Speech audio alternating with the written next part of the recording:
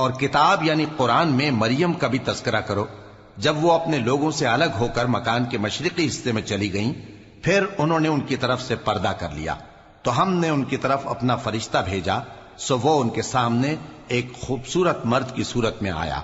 مریم بولی کہ اگر تم پرہیزگار ہو تو میں تم سے بچنے کے لیے رحمان کی پناہ لیتی ہوں۔ فرشتے نے کہا کہ میں تو تمہارے پروردگار کا بھیجا ہوا یعنی فرشتہ ہوں، اور اس لیے آیا ہوں کہ تمہیں پاکیزہ لڑکا بخشوں۔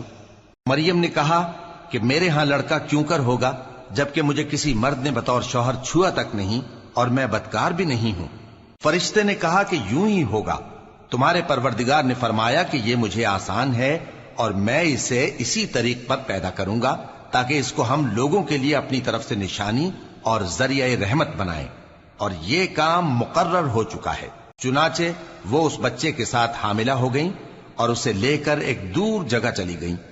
پھر درد ذہ ان کو کھجور کے تنے کی طرف لے آیا، کہنے لگیں کہ کاش میں اس سے پہلے مر چکتی اور بھولی بسری ہو گئی ہوتی۔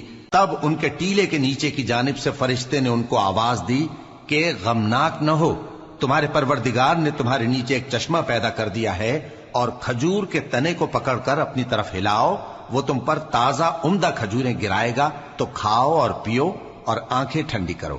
اگر تم کسی آدمی کو دیکھو تو کہنا کہ میں نے اللہ کے لیے روزے کی منت مانی، تو آج میں کسی آدمی سے ہرگز کلام نہیں کروں گی۔ پھر وہ اس بچے کو اٹھا کر اپنی برادری والوں کے پاس لے آئیں۔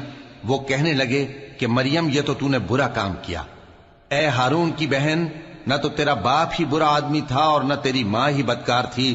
تو مریم نے اس بچے کی طرف اشارہ کیا۔ وہ بولے کہ ہم اس سے کہ گود کا بچہ ہے کیسے بات کریں؟ بچے نے کہا کہ میں اللہ کا بندہ ہوں، اس نے مجھے کتاب دی ہے اور نبی بنایا ہے، اور میں جہاں ہوں اور جس حال میں ہوں اس نے مجھے صاحب برکت بنایا ہے، اور جب تک زندہ ہوں مجھ کو نماز اور زکوٰۃ کا ارشاد فرمایا ہے، اور مجھے اپنی ماں کے ساتھ نیک سلوک کرنے والا بنایا ہے اور سرکش و بدبخت نہیں بنایا، اور جس دن میں پیدا ہوا اور جس دن مروں گا اور جس دن زندہ کر کے اٹھایا جاؤں گا مجھ پر سلام ہے۔